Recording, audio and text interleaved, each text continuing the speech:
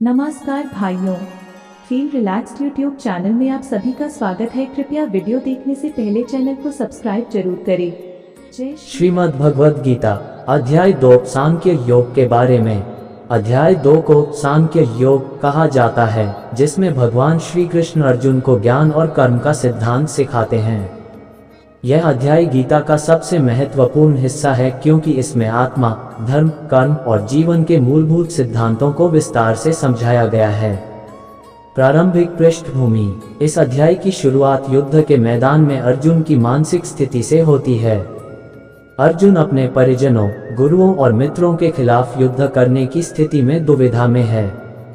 वह अपने कर्तव्य और धर्म को लेकर भ्रमित है और भगवान श्री कृष्ण से मार्गदर्शन मांगता है।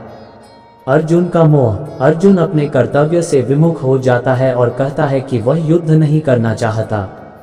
वह सोचता है कि अपने प्रियजनों की हत्या से उसे केवल पाप ही मिलेगा। अर्जुन का ये कथन मोह और अज्ञानता को दर्शाता है। श्री कृष्ण का उत्तर, आत्मा का ज्ञान। भगवान श्री कृष्ण अर्जुन को सबसे पहले आत्मा का ज्ञान देते हैं।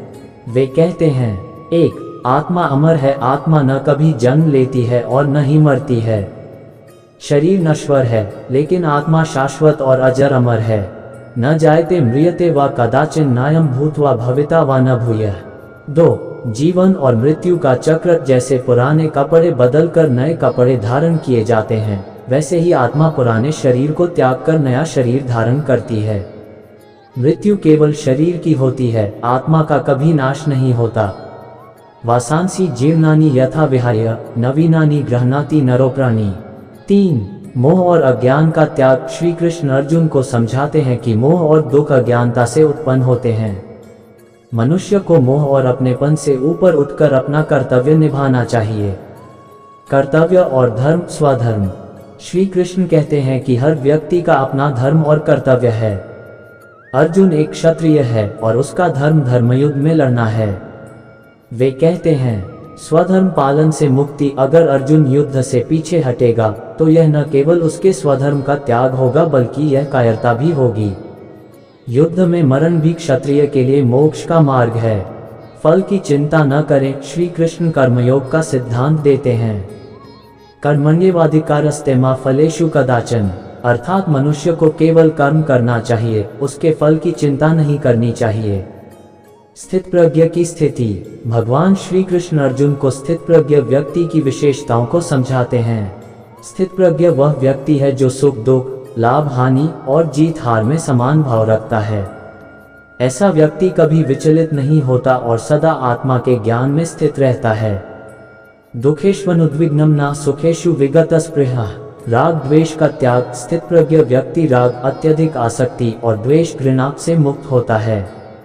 कर्मयोग का सिद्धांत। श्री कृष्ण कर्मयोग का महत्व समझाते हुए कहते हैं कि केवल निष्काम कर्म ही मुक्ति का मार्ग है। निष्काम कर्म वह है जिसमें व्यक्ति बिना किसी स्वार्थ या फल की इच्छा के अपना कर्तव्य निभाता है। योग कर्मसु कौशलम, अर्थात अपने कर्मों को कुशलता से करना ही योग है। सांख्य और योग का समन्वय। भगवान श्री कृष्ण कहते हैं कि सांख्य ज्ञान मार्ग और योग कर्म मार्ग दोनों समान हैं। इन दोनों का उद्देश्य आत्मज्ञान और मुक्ति है। सांख्य मार्ग आत्मा की शाश्वत प्रकृति को समझकर मोह का त्याग सिखाता है। योग मार्ग कर्म को ईश्वर को अर्पित कर फल की चिंता किए बिना अपने कर्तव्य को निभाने की शिक्षा देता है। अंतिम उपदेश। भगवान श्री कृष्ण अर्जुन को प्रेरित करते हैं कि वह अपने मन को स्थिर रखे और मोह का त्याग करे। वे कहते हैं कि जो व्यक्ति अपने धर्म और कर्तव्य को समझकर कार्य करता है, उसे कभी पाप नहीं लगता। अध्याय 2 का सारांश। 1. अर्जुन का मोह और आत्मसमर्पण। 2. आत्मा का शाश्वत स्वरूप। 3. मोह और अज्ञान का त्याग। 4. कर्तव्य और धर्म का पालन। 5. निष्काम कर्म का महत्व। 6.